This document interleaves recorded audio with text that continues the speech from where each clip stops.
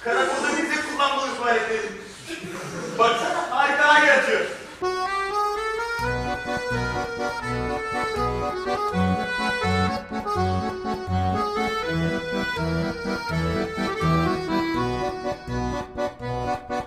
Kaçırılan milletvekili Aldamoğlu'nun İçişleri Bakanı'na yazdığı mektubu.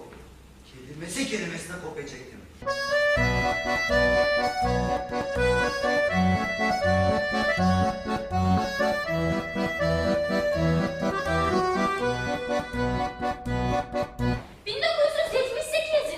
Milano'daydım.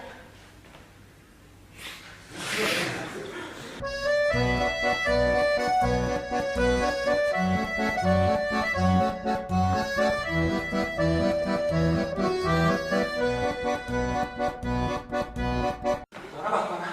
Dalga mı geçiyorsun sen? Alay mı ediyorsun? Şşt, bana bak bana. Top sakallı.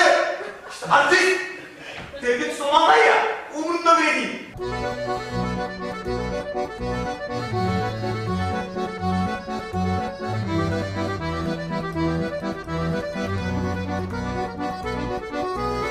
Her türlü takasa hazırız.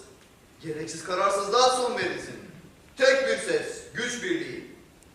Takas için istenilen mahkumlar bugün serbest bırakılacak.